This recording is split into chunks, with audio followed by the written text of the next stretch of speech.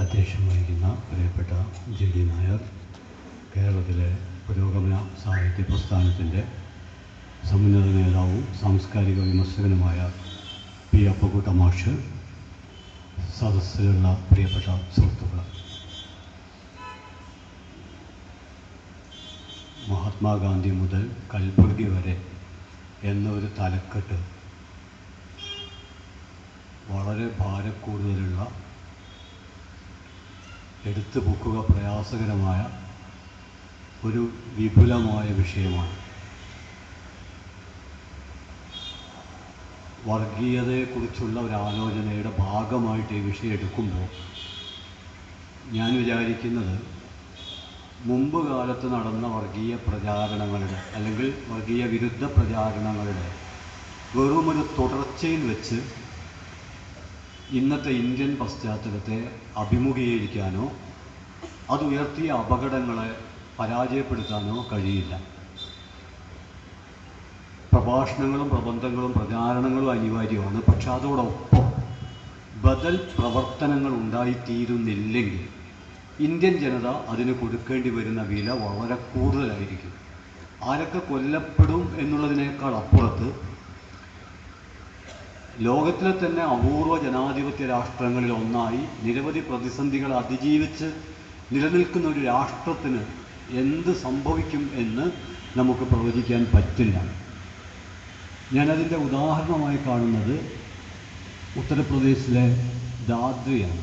ദാദ്രി ഉദാഹരണമായി കാണുന്നത്, ഇന്നത്തെ പത്രത്തിലും അവിടെയുള്ള ജനങ്ങൾ പങ്കുവെക്കുന്ന സൗഹൃദത്തിൻ്റെ ഒരു വാർത്തയുണ്ട്.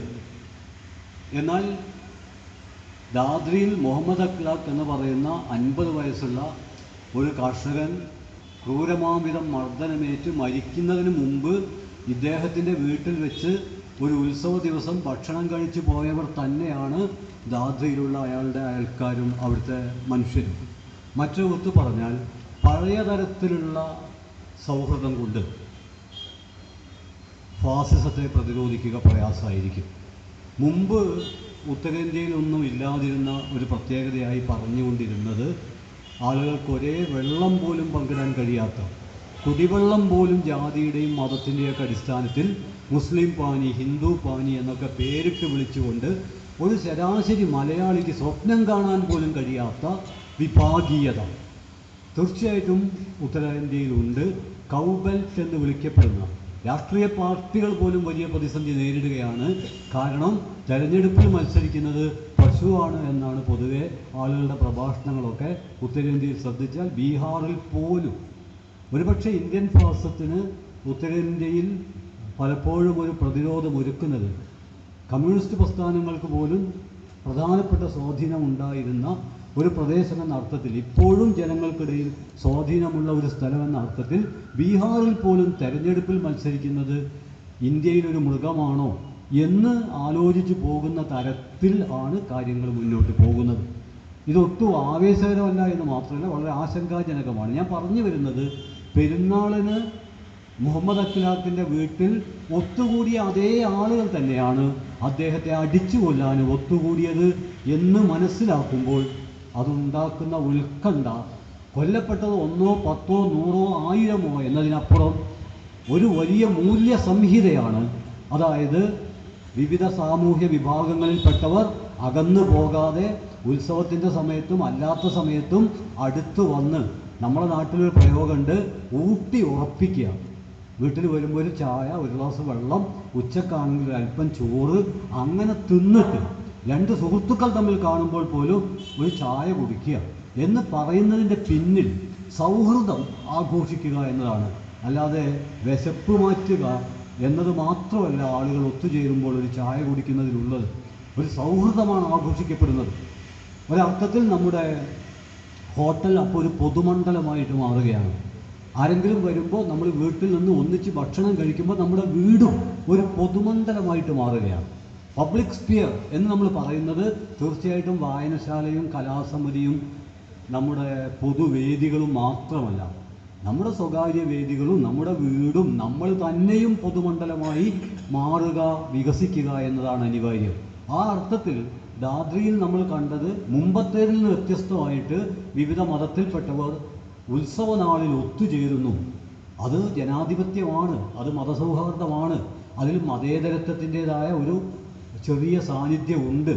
അങ്ങനെ പെരുന്നാൾ കാലത്ത് ഒന്നിച്ച് ഭക്ഷണം കഴിച്ച അതേ മനുഷ്യർ തന്നെയാണ് ഇല്ലാത്തൊരു കുറ്റം ആരോപിച്ച് ഞങ്ങളെ അടിച്ചു കൊല്ലാൻ വന്നത്, ഞങ്ങളെ അവമാനിച്ചത് എന്ന് മുഹമ്മദ് അഖ്ലാഖിൻ്റെ കുടുംബം സാക്ഷ്യപ്പെടുത്തുമ്പോൾ അത് വല്ലാത്ത ഒരു സങ്കടവും സംഭ്രമവും ഉണ്ടാക്കുന്നുണ്ട്.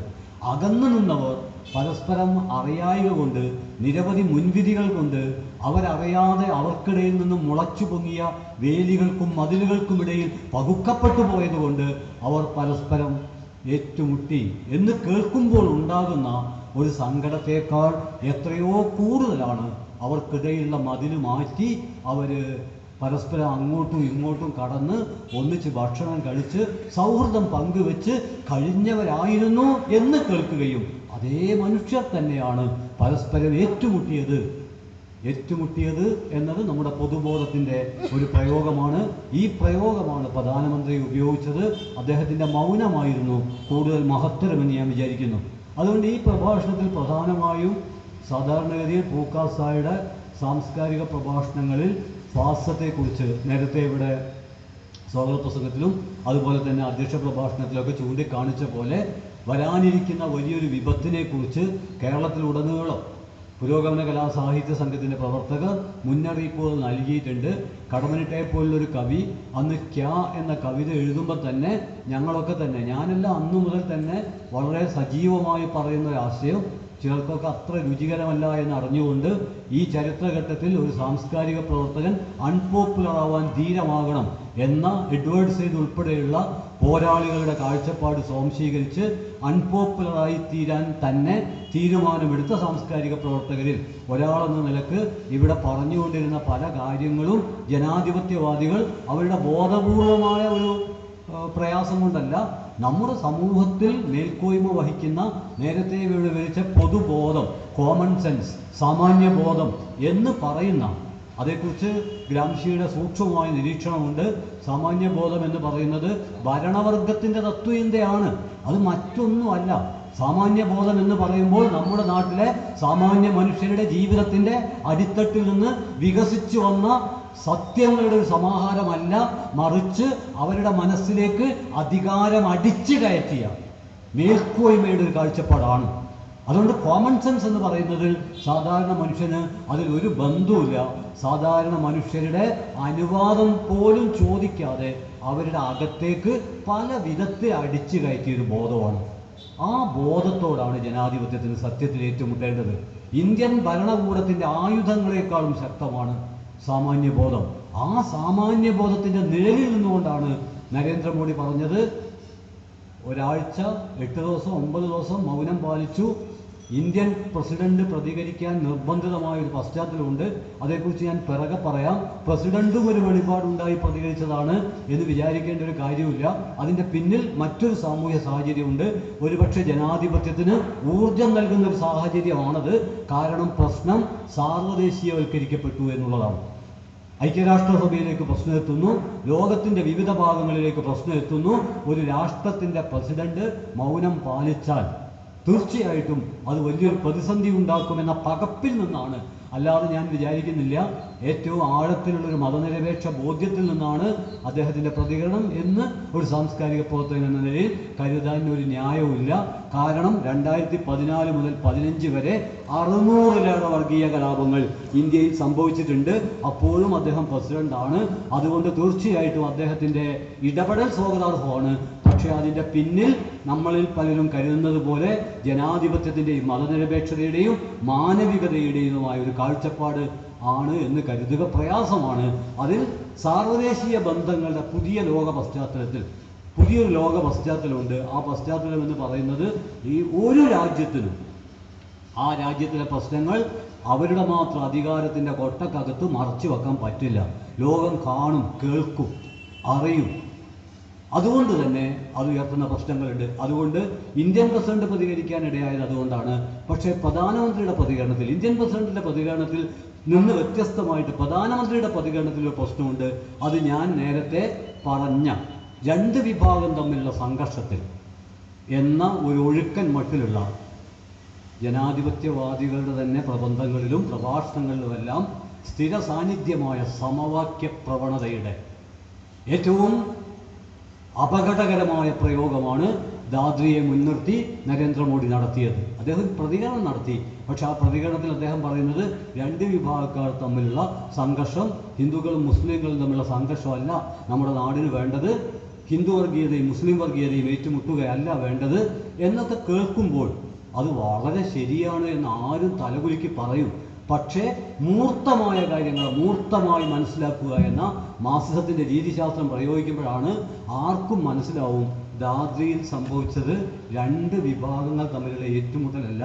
സെപ്റ്റംബർ 29 തിങ്കളാഴ്ച രാത്രി നിങ്ങളെപ്പോലെ എന്നെപ്പോലെ ഭക്ഷണമൊക്കെ കഴിച്ച് കിടന്നുറങ്ങാൻ പോവുകയായിരുന്നൊരു മനുഷ്യനെ, കിടന്നുറങ്ങിക്കൊണ്ടിരുന്നൊരു മനുഷ്യനെ ഉറക്കത്തിൽ നിന്നും വിളിച്ചുണർത്തി അവിടുത്തെ ഫ്രിഡ്ജ് വലിച്ചു തുറന്ന് അവിടെ ബീഫ് സൂക്ഷിച്ചിട്ടുണ്ട് എന്ന് ഉറക്കെ പ്രഖ്യാപിച്ച് അയാളെ അടിച്ചു കൊല്ലുകയും നിലവിളിക്കുകയും കുതറുകയും അരുതേ എന്ന് പറയുകയും ചെയ്ത ഡാനിഷ് എന്ന 22 വയസ്സുള്ള അദ്ദേഹത്തിൻ്റെ മകനെയും മൃത്യുപ്രായനാക്കുകയും അരുതേ എന്ന് നിലവിളിച്ച 18 വയസ്സുള്ള മകൾ സാജിദയെ ബലാത്കാരം ചെയ്യാൻ ശ്രമിക്കുകയും ഇതെല്ലാം കണ്ട് സഹിക്കാനാവാതെ പൊട്ടിക്കരഞ്ഞ 70 വയസ്സുള്ള വീട്ടിലെ പ്രായം ചെന്ന സ്ത്രീയെ ആക്രമിക്കുകയും അങ്ങനെ ഒരു വീട്ടിൻ്റെ അകത്തേക്ക് എല്ലാ ജനാധിപത്യ മര്യാദകളും ലംഘിച്ചുകൊണ്ട് ഒരു മനുഷ്യൻ്റെ പ്രാഥമിക ഭക്ഷണ സ്വാതന്ത്ര്യത്തെ വെല്ലുവിളിച്ചുകൊണ്ട് അവിടെ നടന്ന സമാനതകളില്ലാത്ത ഗുണ്ടായിസം, സംഘപരിവാർ നിരന്തരമായി പ്രചരിപ്പിച്ചുകൊണ്ടിരിക്കുന്ന ഒരാശയത്തിൻ്റെ പ്രയോഗവൽക്കരണം, ഇന്ത്യൻ സർക്കാർ നിയമം മൂലം നിരോധിച്ചിട്ടുള്ള ഭക്ഷണ സ്വാതന്ത്ര്യത്തിൻ്റെ ഏറ്റവും ആക്രാമകമായ പ്രയോഗം, അതിൽ രണ്ട് വിഭാഗമില്ല, അതിൽ ഒറ്റ വിഭാഗമേ ഉള്ളൂ. അത് ഏതെങ്കിലും ഒരു മതക്കാരല്ല, ഹിന്ദുമതമല്ല, മറിച്ച് ഹിന്ദുമത മൂല്യങ്ങളുമായി ഒരുവിധ ബന്ധവുമില്ലാത്ത സംഘപരിവാർ ആശയങ്ങളാൽ ഉന്മത്തരായ ഒരു ജനക്കൂട്ടമാണ്, ആൾക്കൂട്ടമാണ് അത് ചെയ്തത്. ആ ആൾക്കൂട്ടത്തിന് ഈ ആക്രമണം നടത്താനുള്ള ആശയങ്ങൾ ആരാണ് നൽകിയത്, നിയമം ആരാണ് നൽകിയത് എന്ന് പരിശോധിക്കുമ്പോഴാണ് അതിനേക്കാൾ നമ്മളെ അങ്കലാപ്പിലാക്കുന്ന ഒരു കാര്യം വ്യക്തമാകുന്നത്. അത് സുഖദേവ് എന്ന് പറയുന്ന ഒരു പുരോഹിതൻ തൊട്ടടുത്തുള്ളൊരു ക്ഷേത്രത്തിൽ നിന്ന് മൈക്കിൽ കലാപത്തിന് ആഹ്വാനം ചെയ്തതിൻ്റെ അടിസ്ഥാനത്തിലാണ് എന്ന് വായിക്കുമ്പോൾ ഏത് ജനാധിപത്യവാദിയും സത്യത്തിൽ കരഞ്ഞു പോകും. കാരണം ഏതെങ്കിലും ഒരു പ്രദേശത്ത് കലാപം ഉണ്ടാകുമ്പോൾ, കലഹം ഉണ്ടാകുമ്പോൾ, കലാപത്തിൻ്റെ തീ ആളിക്കത്തുമ്പോൾ വെള്ളമൊഴിച്ച് അത് തണുപ്പിക്കാൻ തൊഴിൽപരമായി തന്നെ നിയുക്തനാണ് ഒരു ആത്മീയ നേതാവ്. മുസ്ലിം, ഹിന്ദു, ക്രിസ്ത്യൻ വ്യത്യാസമില്ലാതെ ഒരു ആത്മീയ നേതാവിൻ്റെ, ഒരു സന്യാസിയുടെ, ഒരു മൗലവിയുടെ, ഒരു പാതിരിയുടെ ജോലി എന്ന് പറയുന്നത് ബൈബിളാണ് സത്യമെങ്കിൽ, ഖുറാനാണ് സത്യമെങ്കിൽ, ഗീതയോ അതല്ലെങ്കിൽ ഏതെങ്കിലും പാരമ്പര്യ മതഗ്രന്ഥങ്ങളോ ആണ് പ്രമാണമായി സ്വീകരിക്കുന്നതെങ്കിൽ കലഹം അവസാനിപ്പിക്കാനാണ് നേതൃത്വം കൊടുക്കേണ്ടത്. അതിന് പകരം കലഹമുണ്ടാക്കാനുള്ള ഒരു കാരണമായി ഒരു ആരാധനാലയം മാറി എന്ന് പറയുന്നത് ചരിത്രത്തിൽ അപഗ്രഥിക്കപ്പെടേണ്ട ഒരു പ്രശ്നമായി തുടരുമെന്നാണ് ഞാൻ പറയുന്നത്. അതുകൊണ്ട് ഒരു ആരാധനാലയം കലാപത്തിൻ്റെ ആഹ്വാന കേന്ദ്രമായി തീർന്നു. സത്യത്തിൽ കലാപം ഉണ്ടായാൽ അത് അവസാനിപ്പിക്കുന്നതിന് നേതൃത്വമായി ഒരു സാന്ത്വന കേന്ദ്രമായി തീരണം ആരാധനാലയങ്ങൾ, പള്ളിയായാലും ചർച്ചായാലും ക്ഷേത്രമായാലും. പക്ഷേ ഇവിടെ ക്ഷേത്രം, ദാദ്രിയിലെ ക്ഷേത്രം, അവിടുത്തെ പൂജാരി കലാപത്തിന് ആഹ്വാനം നൽകുന്നു. അവിടെ അവസാനിക്കുന്നില്ല, അവിടെ സന്ദർശിക്കുന്ന മനുഷ്യർ, ഇവിടെ വൃന്ദാക്കാരായിട്ട് സന്ദർശിച്ചു, അതുപോലെ മറ്റ് നിരവധി പേർ സന്ദർശിച്ചു. അങ്ങനെ സന്ദർശിക്കുന്നവരെ വെല്ലുവിളിക്കുകയും ഈ ഗ്രാമത്തിലേക്ക് പുറത്തു നിന്നുള്ള ആരെയും കടക്കാൻ അനുവദിക്കുകയില്ല എന്ന് പ്രഖ്യാപിക്കുകയും ഈ കൊലയെ ന്യായീകരിക്കുകയും പിറ്റേ ദിവസം നമ്മൾ കാണുന്ന വാർത്ത ഇന്ത്യയിൽ എവിടെയാണെങ്കിലും മാട്ടിറച്ചി കഴിക്കുന്നവരെ ഞങ്ങൾ കൊല്ലും എന്നാണ്. തൊട്ടടുത്തുള്ള പ്രസ്താവന പശുവിന് വേണ്ടി മരിക്കാനും കൊല്ലാനും ഞങ്ങൾ തയ്യാറാണ് എന്നാണ് പറയുന്നത്.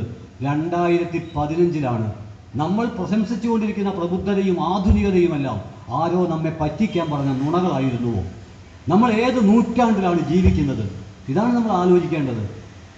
മനുഷ്യ ശരീരത്തിലെ ഏറ്റവും പ്രധാനപ്പെട്ട ഹൃദയം പോലും പരസ്പരം മാറ്റിവെക്കാൻ കഴിയുമെന്ന് ആധുനിക ശാസ്ത്ര സാങ്കേതിക വിദ്യ തെളിയിച്ച ഒരു കാലത്താണ് നമ്മൾ ഈ കടുത്ത സങ്കുചിതത്വത്തിൻ്റെ പാറക്കെട്ടുകളിൽ ചെന്ന് ഇടിച്ചിട്ട് ചെതറിപ്പോകുന്നത് ഒന്നോ രണ്ടോ മനുഷ്യരുടെ ജീവിതമല്ല, മറിച്ച് എത്രയോ സഹസ്രാബ്ദങ്ങളിലൂടെ മനുഷ്യരാശി സമാഹരിച്ച ജനാധിപത്യ മൂല്യങ്ങളാണ് ഈ വിധത്തിലുള്ള ഫാസിസ്റ്റ് പാറകളുടെ മേൽ ഇടിച്ചിട്ട് ചെതറിപ്പോകുന്നത്.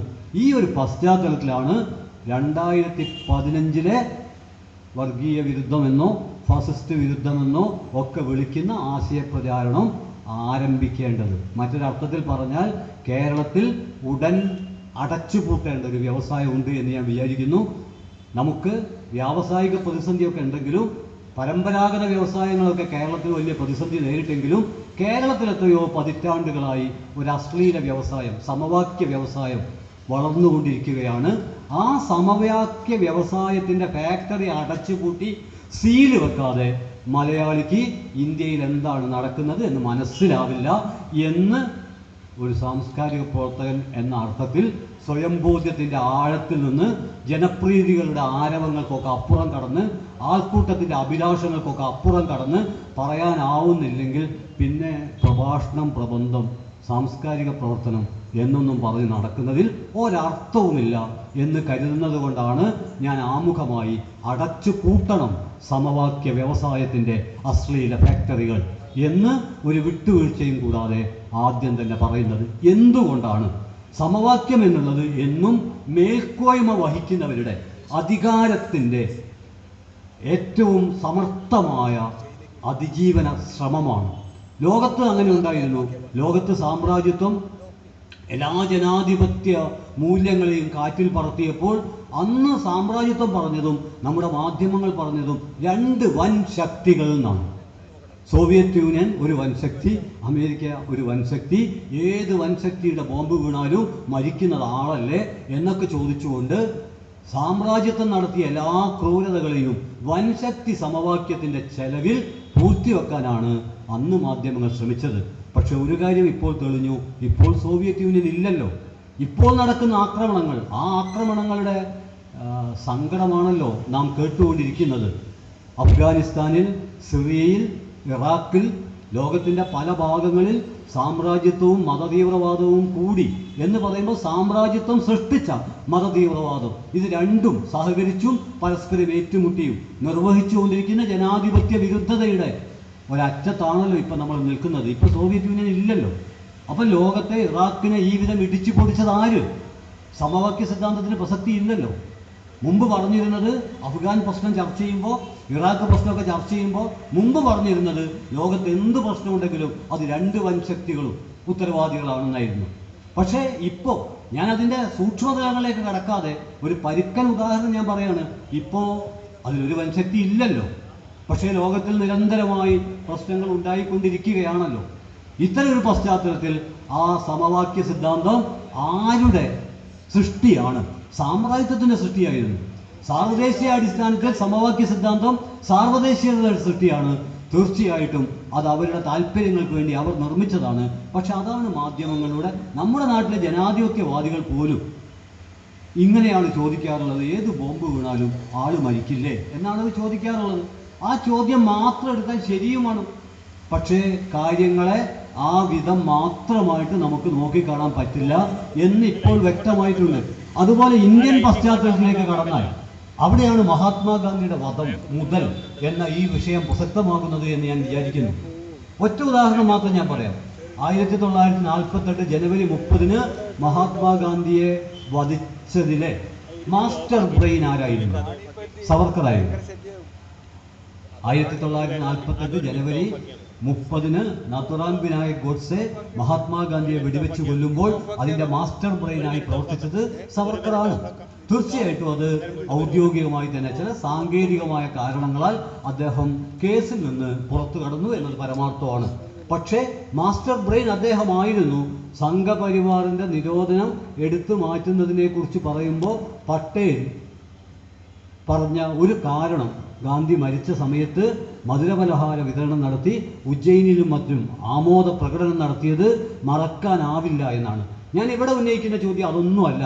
അങ്ങനെ ഗാന്ധി വധത്തിൻ്റെ മാസ്റ്റർ ബ്രെയിൻ എന്ന് ഇന്ത്യൻ സർക്കാരും ഇന്ത്യയിലെ മാധ്യമങ്ങളും എല്ലാം കരുതിയ സവർക്കറുടെ, ഇന്ത്യൻ സ്വാതന്ത്ര്യ സമരത്തെ ഒറ്റുകൊടുത്ത മാപ്പെഴുതിയ സവർക്കറുടെ പടം ഇന്ത്യൻ പാർലമെൻറ്റിൻ്റെ സെൻട്രൽ ഹാളിൽ നിൽക്കുമ്പോൾ സമാനമായി ക്രിസ്ത്യൻ വർഗീയതയുടെ, മുസ്ലിം വർഗീയ ഭീകരവാദികളുടെ ഏത് പടമാണ് ഇന്ത്യൻ പാർലമെൻറ്റിൻ്റെ സെൻട്രൽ ഹാളിൽ സമവാക്യം ശരിയാണെങ്കിൽ തീർച്ചയായിട്ടും തൂക്കം ഒപ്പിക്കാൻ എന്തുകൊണ്ടാണ് ഇന്ത്യൻ പാർലമെൻറ്റിൻ്റെ അകത്ത് സവർക്കറുടെ മാത്രം പടം, മറ്റ് ഭീകരവാദികളുടെ ഒന്നും പടം ഇന്ത്യൻ പാർലമെൻറ്റിൻ്റെ അകത്ത് കടക്കാതെ പോയത്? മഹാത്മാഗാന്ധിയുടെ വധത്തിലെ മാസ്റ്റർ ബ്രെയിൻ ആയിരുന്നിട്ട് കൂടി സവർക്കർക്ക് നമ്മുടെ പാർലമെൻറ്റിൻ്റെ അകത്ത് ഗാന്ധിയുടെ പടം എടുത്തു മാറ്റുന്നതല്ലേ നല്ലത്? ദ ഗ്രേറ്റ് കറ്റാസ്ട്രോഫി എന്ന് സീതാറാം യെച്ചൂരി ഈ സംഭവത്തെക്കുറിച്ച് പറഞ്ഞു. ദ ഗ്രേറ്റ് കറ്റാസ്ട്രോഫി, ഏറ്റവും വലിയ അപകടം. പക്ഷേ ഏറ്റവും വലിയ അപകടം എന്ന് പറയുമ്പോൾ ആ അപകടത്തിൻ്റെ അടിയിൽ ഒരപകടവും ഇല്ല എന്ന് നമ്മൾ കരുതുന്ന സാമാന്യ ബോധമാണ്. തുടക്കത്തിൽ ഞാൻ പറഞ്ഞ ഭരണവർഗ തത്വചിന്തയുടെ നാട്ടാചാരമെന്ന് അന്തോണിയോ ഗ്രാംസി പറഞ്ഞ ആ സാമാന്യ ബോധമാണ് സവർക്കർക്ക് പിന്തുണയായത്.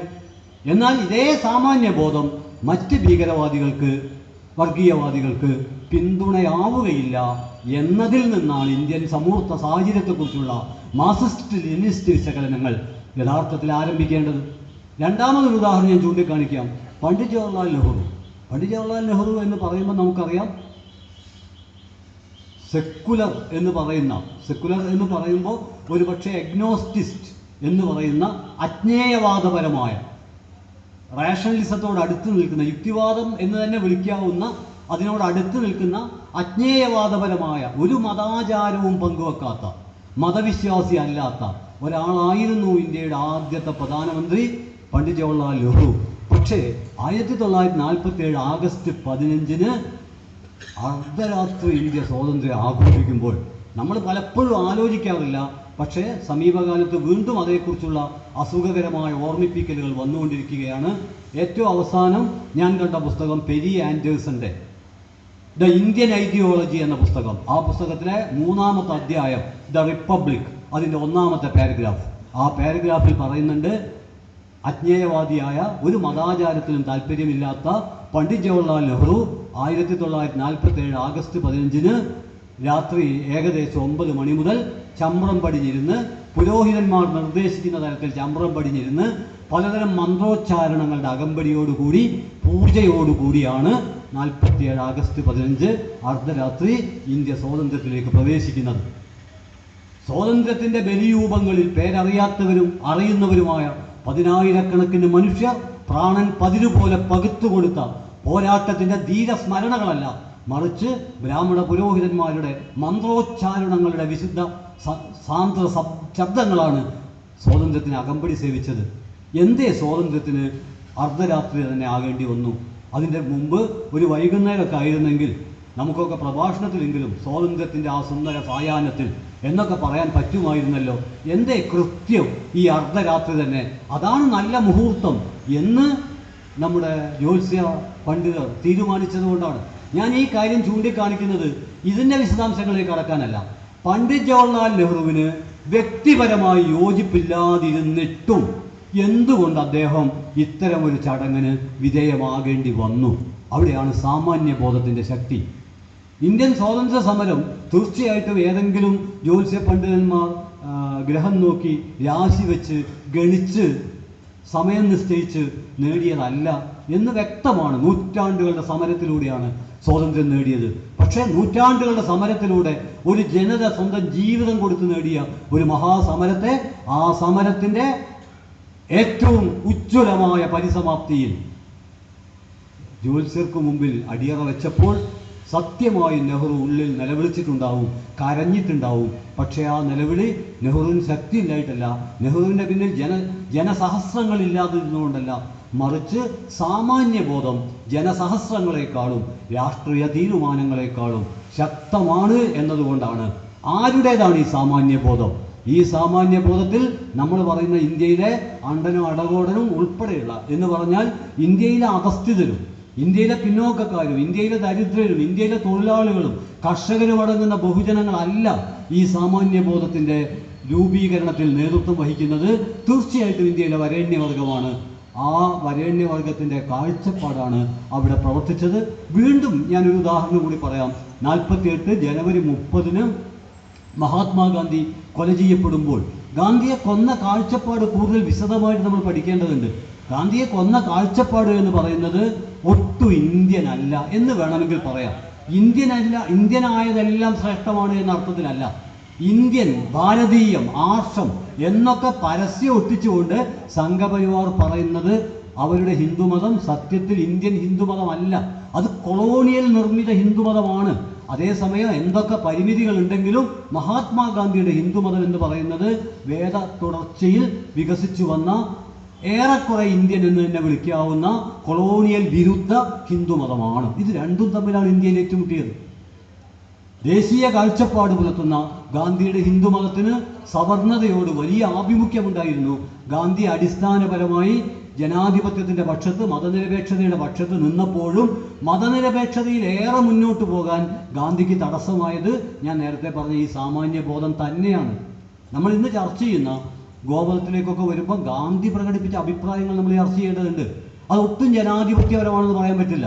മഹാത്മാഗാന്ധിയോടുള്ള എല്ലാ ആദരവും നിലനിർത്തിക്കൊണ്ട് തന്നെയാണ് ഞാൻ പറയുന്നത്. അദ്ദേഹം പശുവമ്മയെയും പെറ്റമ്മയെയും താരതമ്യപ്പെടുത്തി എഴുതിയ യങ് ഇന്ത്യയിൽ എഴുതിയ ഒരു പാരഗ്രാഫ് ഉണ്ട്. അത് വളരെ പ്രധാനപ്പെട്ടതാണ്. അതിൽ അദ്ദേഹം പറഞ്ഞിരിക്കുന്നത്, നമ്മുടെ പെറ്റമ്മ നമുക്ക് 2 കൊല്ലം മാത്രം പാല് തരുമ്പോൾ പശുവമ്മ നമുക്ക് ആജീവനാന്തം പാല് തരുന്നു. കൂടുതൽ മാർക്കാർക്കാണ്? പശുവമ്മക്കാണ്. 2 കൊല്ലം മാത്രം പാല് തരുന്ന പശുവമ്മയെ നമ്മൾ ആജീവനാന്തം സംരക്ഷിക്കണം. പെറ്റമ്മയെ ആജീവനാന്തം സംരക്ഷിക്കണം. പെറ്റമ്മക്ക് ഇടക്കിടക്ക് അസുഖം വരും, മക്കൾക്ക് ചിലവ് വരും. എന്നാൽ പശുവമ്മക്ക് അങ്ങനെ അസുഖമൊന്നും വരാത്തത് കൊണ്ട് മക്കൾക്ക് ആവിധമുള്ള ചിലവില്ല. 3, പെറ്റമ്മ മരിച്ചാൽ മരണാനന്തര ചടങ്ങുകൾക്ക് വലിയ തുക ചിലവാകും. എന്നാൽ പശുവമ്മ മരിച്ചാൽ എല്ലും തൊലിയും ഒക്കെ നമുക്ക് ലാഭമാണ് എന്ന് എഴുതിയത് മഹാത്മാഗാന്ധി തന്നെയാണ്. അദ്ദേഹം പറയുന്നുണ്ട്, ഞാനൊരു സനാതന ഹിന്ദുവാണ്, ഞാൻ ഗോപൂജയിൽ വിശ്വസിക്കുന്നു, അതിനു വേണ്ടി, അതായത് സനാതന ഹിന്ദു മതത്തിന് വേണ്ടി മരിക്കാൻ ഞാൻ തയ്യാറാണ്. പക്ഷേ ഗാന്ധി കൃത്യമായി ഒരു കാര്യം പറഞ്ഞിട്ടുണ്ട്, അതിനുവേണ്ടി കൊല്ലാൻ ഞാൻ തയ്യാറല്ല. ഇവിടെയാണ് ഗാന്ധി, അതായത് കൊളോണിയൽ വിരുദ്ധ കാഴ്ചപ്പാടാണ് അദ്ദേഹം മുന്നോട്ട് വച്ചത്. എന്നാൽ ഗോഡ്സെയുടെ ഹിന്ദുമതം കൊളോണിയൽ ഹിന്ദുമതമായിരുന്നു. ഞാൻ അതിൻ്റെ വിശദാംശങ്ങളിലേക്കല്ല, പക്ഷേ മഹാത്മാഗാന്ധിയെ കൊല്ലുന്നൊരു പ്രത്യയ ശാസ്ത്രം എവിടെ നിന്നാണ് രൂപപ്പെട്ടത്? ഗോഡ്സെ അതിൻ്റെ ഉപകരണം മാത്രമാണ്. ആ പ്രത്യയ ശാസ്ത്രത്തെയാണ് നമ്മൾ ഫാസിസം എന്ന് വിളിക്കുന്നത്. അത് RSS ആണ്. അത് വർഗീയതയല്ല. വർഗീയതയും ഫാസിസവും ഒന്നല്ല. അടിസ്ഥാനപരമായി വ്യത്യസ്തമാണ്. ഒരുപാട് കാര്യങ്ങളിൽ അത് വ്യത്യസ്തമാണ്.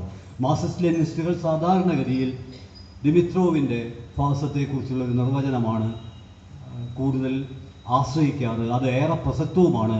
പക്ഷേ ദിമിത്രോവ് അടിസ്ഥാനപരമായി ഫാസിസത്തെക്കുറിച്ചുള്ള ചർച്ചയിൽ 3 കാര്യങ്ങൾ പറഞ്ഞിട്ടുണ്ട്. അതിൽ ഒരു കാര്യത്തിൽ മാത്രമാണ് പലപ്പോഴും സംവാദങ്ങൾ നടക്കുന്നത്. 3 കാര്യങ്ങളിൽ ഒന്നാണ് ഫൈനാൻസ് മൂലധനത്തിൻ്റെ നഗ്നമായ ഏകാധിപത്യം തന്നെയാണ് ഫാസിസം. അത് അന്നും ശരിയാണ്, ഇന്നും ശരിയാണ്. ഇന്ന് ഇന്ത്യയിലെ സംഘപരിവാറിനെ നോക്കുമ്പോൾ, അതിലേക്ക് ഞാൻ വരാം, അത് ഫൈനാൻസ് ക്യാപിറ്റലിൻ്റെ തന്നെ ഭാഗമാണ്. അത് 1990 ശേഷമല്ല. ആ തെറ്റിദ്ധാരണ തിരുത്തേണ്ടതുണ്ട്. മറിച്ച് 925 മുതൽ തന്നെ അത് ഫൈനാൻസ് മൂലധനവുമായും ഇവിടുത്തെ വൻകിട മൂലധനവുമായും ബന്ധപ്പെട്ടുകൊണ്ട് തന്നെയാണ് നിൽക്കുന്നത്. ഇന്ത്യയിലെ മറ്റൊരു വർഗീയവാദത്തിനും ആ വിധത്തിൽ മൂലധനവുമായി നേരിട്ട് ബന്ധം സ്ഥാപിക്കാൻ കഴിഞ്ഞിട്ടുണ്ടോ എന്ന് സമവാക്യങ്ങൾ സൃഷ്ടിക്കുന്ന തിരക്കിൽ വിശകലനം ചെയ്യാൻ നാം വിട്ടുപോകരുത്. അതിലേക്ക് വരാം. അതിനു മുമ്പ് ചൂണ്ടിക്കാണിക്കുന്ന ഏറ്റവും പ്രധാനപ്പെട്ട പ്രശ്നം, കൃത്യമായും 1931 മാർച്ച് 19 ഫാസിസ്റ്റുകളുടെ ഹെഡ് ഓഫീസിൽ, ഇറ്റലിയിലെ റോമിലെ ഫാസിസത്തിൻ്റെ പലാസോ എന്ന് പറയുന്ന അവിടുത്തെ ഹെഡ് ക്വാർട്ടേഴ്സിൽ, കൊട്ടാരത്തിൽ മുസോളിനിയുമായി മൂഞ്ചെ, ഡോക്ടർ BS മൂഞ്ചെ, ബാലകൃഷ്ണ ശിവറാം മൂഞ്ചെ എന്ന് പറയുന്ന RSS സ്ഥാപിക്കുന്ന, അതിന് നേതൃത്വം കൊടുക്കുന്ന 5 പേരിൽ ഒരാളായ ബാലകൃഷ്ണ ശിവറാം മൂഞ്ചെ 1931 മാർച്ച് 19 ഉച്ചതിരിഞ്ഞ് 3 മണിക്ക് മുസോളിനിയുമായി ഫാസിസ്റ്റ് ഹെഡ് ക്വാർട്ടേഴ്സിൽ വെച്ച് ചർച്ച നടത്തിയതിൻ്റെ വിശദമായ വിവരങ്ങൾ മാർസിയ കസലാരി എന്ന് പറയുന്ന ഇറ്റാലിയൻ ഗവേഷക നെഹ്റു മ്യൂസിയം ആൻഡ് ലൈബ്രറിയിലെ ആർക്കൈവ്സിൽ നിന്ന് മൂഞ്ചയുടെ ഡയറി കണ്ടെടുത്ത് അതിൽ നിന്ന് കൃത്യമായി 20 പേജ് അവർ കോട്ട് ചെയ്യുന്നുണ്ട്. ഞാൻ സൂചിപ്പിക്കുന്നത് ഇന്ത്യൻ പാരമ്പര്യങ്ങളിൽ നിന്ന് സ്വാഭാവികമായി വികസിച്ചു വന്ന ഒന്ന് എന്ന അർത്ഥത്തിലാണ് പലപ്പോഴും സംഘപരിവാറിൻ്റെ പ്രത്യയശാസ്ത്രം വിശകലനം ചെയ്യുന്നത്. ഇന്ത്യൻ പാരമ്പര്യങ്ങളിലെ ഏറ്റവും ജനവിരുദ്ധമായ ജാതി പ്രത്യയശാസ്ത്രം സംഘപരിവാറിൻ്റെ ഒരു സ്രോതസ്സാണ് എന്ന കാര്യത്തിൽ തർക്കമില്ല. എന്നാൽ അതിന് ഫാസിസവും നാസിസവുമായി നേർക്ക് നേരെ ബന്ധമുണ്ട്. ഹിറ്റ്ലറും മുസോളിനിയുമായി നേർക്ക് നേരെ ബന്ധമുണ്ട്. മുസോളിനിയുമായി ദീർഘനേരം ചർച്ച നടത്തുകയും മുസോളിനിയുടെ സൈനിക വിദ്യാലയം, അവിടുത്തെ യുവാക്കളെ വിദ്യാർത്ഥികളെ പരിശീലിപ്പിക്കുന്ന ഫാസിസ്റ്റ് അക്കാഡമി, ഇവിടെയൊക്കെയാണ് മൂഞ്ചെ സന്ദർശിച്ചത്. അതിൻ്റെ അടിസ്ഥാനത്തിലാണ് 1935 ബോൺസാല സൈനിക സ്കൂൾ, ആ സൈനിക സ്കൂളിൽ നിന്നും പരിശീലനം പൂർത്തിയാക്കിയവരാണ് ഇന്ത്യയിലെ കരസേനയിലെയും വ്യോമസേനയിലെയും നാവികസേനയിലെയും പ്രധാനപ്പെട്ട പോസ്റ്റിൽ പലവിധ കാരണങ്ങളാൽ നിയമിക്കപ്പെടാറുള്ളത് എന്നത് വ്യക്തമാണ്. ഞാൻ പറഞ്ഞു വരുന്നത്, മറ്റൊരു വർഗീയ സംഘടനക്കും കഴിയാത്ത വിധത്തിൽ ഇന്ത്യൻ സൈന്യയിൽ, സായുധ സന്നാഹങ്ങളിൽ, പോലീസിൽ ഒക്കെ മേൽക്കോയ്മ സ്ഥാപിച്ചെടുക്കാൻ അത് യാദൃച്ഛികമല്ല, വളരെ ആസൂത്രിതമായ ചില പദ്ധതികളുടെ അടിസ്ഥാനത്തിൽ. മാത്രമല്ല 1994 90കൾ ഇന്ത്യൻ ഫാസിസത്തെ സംബന്ധിച്ചിടത്തോളം അത് വളരെ വയലൻ്റ് ആവുന്നൊരു കാലമാണ്. ഈ കാലത്താണ് ഫോർഡോ എന്ന് പറയുന്ന ഒരു സംഘടന, forum of retired defence officers, ഇത് ശ്രദ്ധിക്കണം. അതായത് പട്ടാളക്കാരല്ല, പട്ടാളത്തിലെ ഉയർന്ന ഉദ്യോഗസ്ഥന്മാരുടെ സംഘടനയാണ് FORDO, forum of retired defence officers എന്ന് പറയുന്ന ഒരു സംഘടന. ഇന്ത്യയിൽ മറ്റൊരു വർഗീയ പാർട്ടിക്കും ഫോർഡോ എന്ന് പറഞ്ഞൊരു സംഘടന ഉണ്ടാക്കാൻ പറ്റില്ല. ഞാൻ പറഞ്ഞു വരുന്നൊരു ചുരുക്കം ഇതാണ്. നമ്മളുടെ കാലത്ത് തീർച്ചയായിട്ടും കേരളത്തിൽ വികസിച്ചു വന്ന ഇത്തരമൊരു ചർച്ചയെ പരാജയപ്പെടുത്തിക്കൊണ്ടല്ലാതെ ജനാധിപത്യത്തിന് ഫാസിസ്റ്റ് വിരുദ്ധമായ ഒരു കൂട്ടായ്മ ഉണ്ടാക്കിയെടുക്കാൻ പറ്റില്ല. അതുകൊണ്ടാണ് ഇതിൻ്റെ വിശദാംശങ്ങളിലേക്ക് നമ്മൾ കടക്കേണ്ടി വരുന്നത്. പക്ഷെ ഒരു പ്രഭാഷണം കൊണ്ട്, ഒരു പ്രബന്ധം കൊണ്ട് പരിഹരിക്കാവുന്നതല്ല അത്. കാരണം അത്ര സൂക്ഷ്മ തലത്തിലാണ്. 1964 ഇന്ത്യയുടെ സർവ്വസൈന്യാധിപനായ KM കരിയപ്പ, സർവ്വസൈന്യാധിപനാണ്. അദ്ദേഹം എഴുതിയൊരു ലഘുലേഖയുടെ പേര് ലെറ്റസ് വേക്ക് അപ്പ് എന്നാണ്. നമ്മൾ ഉണരണമെന്നാണ്. നമ്മളിന്ന് ഗിരിരാജ് സിംഗ് പാകിസ്ഥാനിൽ പോകണമെന്ന് പറയുമ്പോൾ മുസ്ലിങ്ങൾ പാകിസ്ഥാനിൽ പോകണം. മോഡിയുടെ വിമർശകർ, മുസ്ലിങ്ങൾ മാത്രമല്ല, മോഡിയുടെ വിമർശകരുടെ സ്ഥാനം പാകിസ്ഥാൻ എന്ന് ഗിരിരാജ് സിംഗ് പറയുമ്പോൾ നമ്മൾ വിചാരിക്കും ഇത് ഗിരിരാജ് സിംഗിൻ്റെ ഒരു കണ്ടുപിടുത്തമാണ്. അല്ല, ഇത് 1964 ഇന്ത്യൻ സർവ്വസൈന്യാധിപനായ കരിയപ്പ ലെറ്റസ് വൈക്കപ്പ് എന്ന പേരിൽ ഓർഗനൈസർ എന്ന സംഘപരിവാറിൻ്റെ പ്രസിദ്ധീകരണത്തിൽ എഴുതിയ പ്രബന്ധത്തിൽ പറയുന്നുണ്ട് മുസ്ലിങ്ങളുടെ കൂറ് പാകിസ്ഥാനോടാണ് എന്ന് കരിയപ്പയാണ് പറയുന്നത്.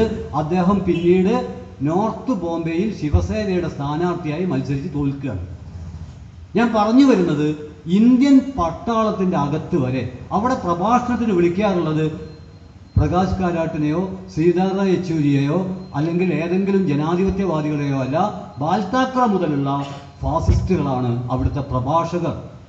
ഇങ്ങനെ നമ്മുടെ സൈന്യത്തിൻ്റെ അകത്ത്, നമ്മുടെ സായുധ സേനക്കകത്ത്, അതുകൊണ്ടാണ് ഇന്ത്യയിൽ നടന്ന വർഗീയ കലാപങ്ങളെക്കുറിച്ചുള്ള ഔദ്യോഗിക പഠനങ്ങളിൽ ബീഹാറിലെ പോലീസ് BMP, ഗുജറാത്തിലെ പോലീസ്, അതുപോലെ തന്നെ PAC, ഉത്തർപ്രദേശിലെ PAC, പ്രൊവിൻഷ്യൽ ആംഡ് കോൺസ്റ്റാബുലറി എന്ന് പറയുന്ന പോലീസ്, കൂട്ടത്തിൽ മലയാളികൾക്ക് അഭിമാനിക്കാവുന്നതാണ്.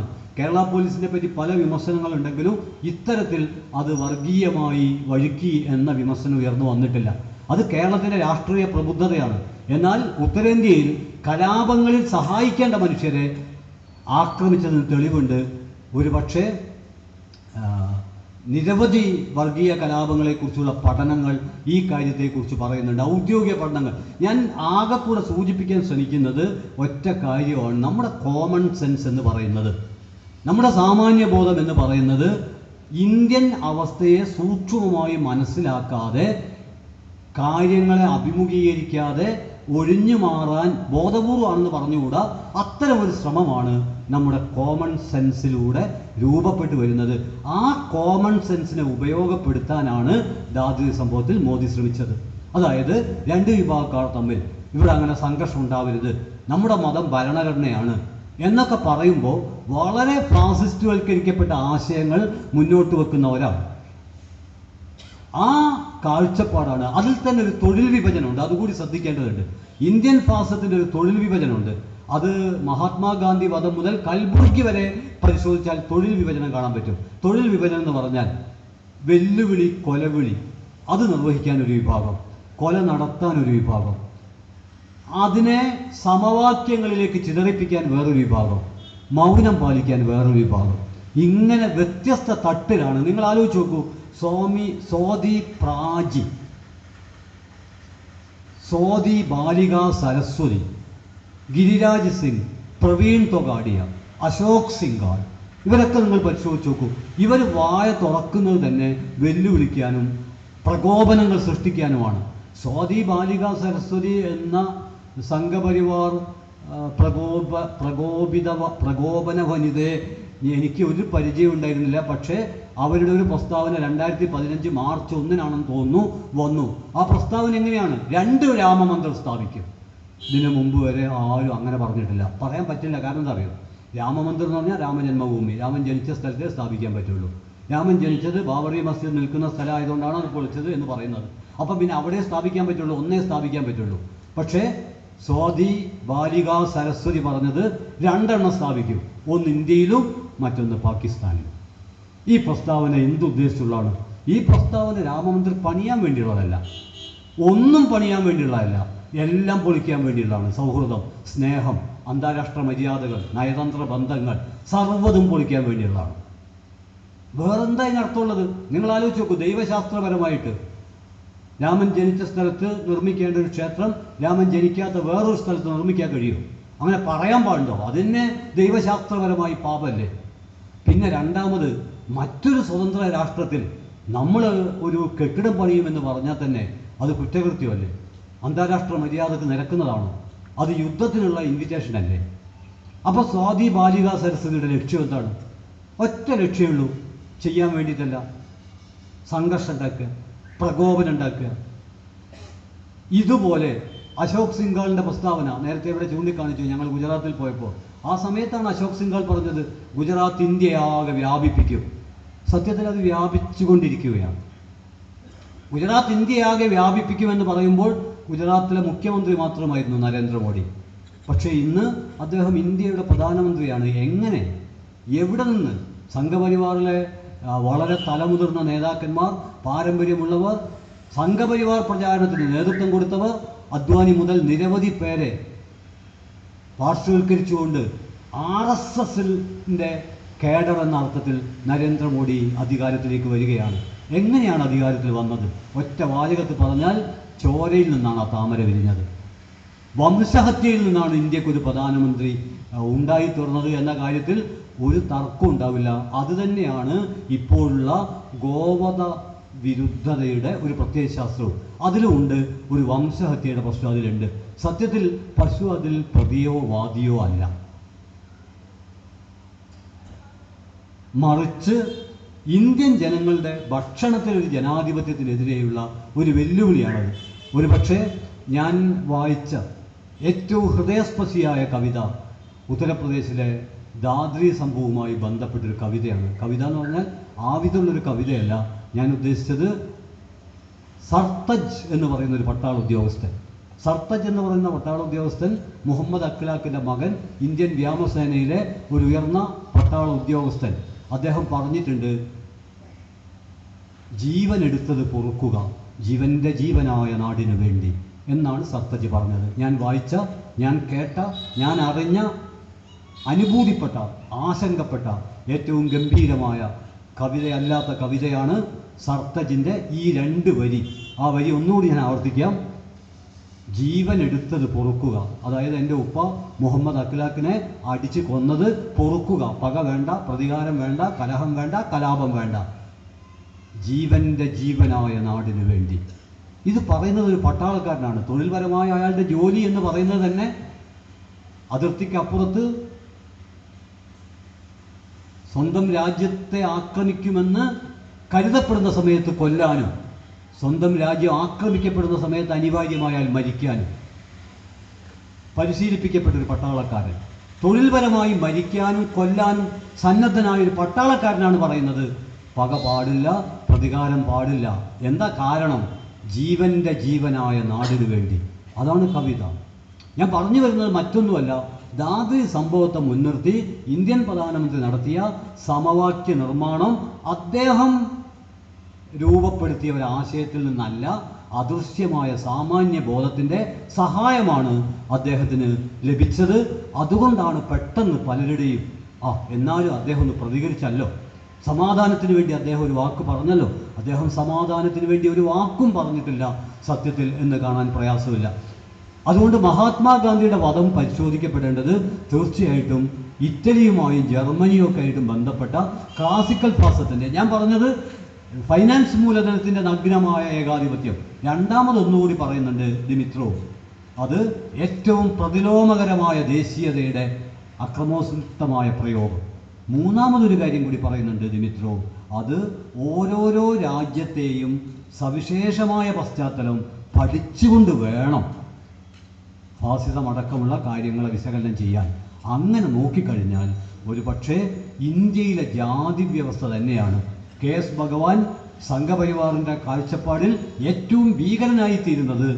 ജാതി വ്യവസ്ഥയാണ് ഇന്ത്യൻ ജനതയുടെ ഐക്യത്തിനും ഇന്ത്യൻ ജനാധിപത്യത്തിനും തടസ്സമെന്ന അദ്ദേഹത്തിൻ്റെ വിട്ടുവീഴ്ചയില്ലാത്ത നിലപാടാണ്. ഒരുപക്ഷെ കണ്ണൂരിൽ അദ്ദേഹം പ്രസംഗിക്കുമ്പോൾ ഞാൻ വിചാരിക്കുന്നു അദ്ദേഹം വീണ്ടും ഈ കാര്യം പറയും. അദ്ദേഹം ശങ്കരാചാര്യയെക്കുറിച്ച് പറയുന്നത്, ശങ്കരാചാര്യർ എന്ന മഹാനായ ചിന്തകനോടുള്ള ഒരു വ്യക്തിവിരോധമല്ല. ശങ്കരാചാര്യർ വിവേക ചൂടാമണി എന്ന ഗ്രന്ഥത്തിൽ കൃത്യമായി പറയുന്നുണ്ട്, ഈ ഭൂമിയിൽ മനുഷ്യജന്മം ലഭിക്കുക പ്രയാസമാണ്, അതിനേക്കാൾ പ്രയാസകരമാണ് പുരുഷജന്മം ലഭിക്കുക, അതിനേക്കാളും പ്രയാസമാണ് ബ്രാഹ്മണ ജന്മം ലഭിക്കുക എന്ന് അദ്ദേഹം പറയുന്നുണ്ട്. അപശൂദ്രാധികരണം മാത്രമല്ല, ഇന്ത്യയിലെ അധസ്ഥിതരായ മനുഷ്യർക്ക് അറിവും അതുപോലെ തന്നെ ആലോചനയും നിഷേധിച്ച ഒരു കാഴ്ചപ്പാട് മാത്രമല്ല. അതുകൊണ്ടാണല്ലോ നമ്മുടെ ശ്രീനാരായണ ഗുരു പറഞ്ഞത്, ശങ്കരൻ വലിയ ആളായിരിക്കാം, പക്ഷേ ജാതിയുടെ കാര്യത്തിൽ വളരെ ചെറിയ ആളായിപ്പോയി എന്ന് അദ്ദേഹം പറയാൻ കാരണം. അതുകൊണ്ടാണല്ലോ വിവേകാനന്ദൻ ഒരു ദക്ഷിണേത്യ ബ്രാഹ്മണന്റെ ഭ്രാന്തമായ പുലമ്പലുകൾ എന്ന് ശങ്കരാചാര്യരുടെ അപശുദ്രാധികരണ വ്യാഖ്യാനത്തെക്കുറിച്ച് പറഞ്ഞത്.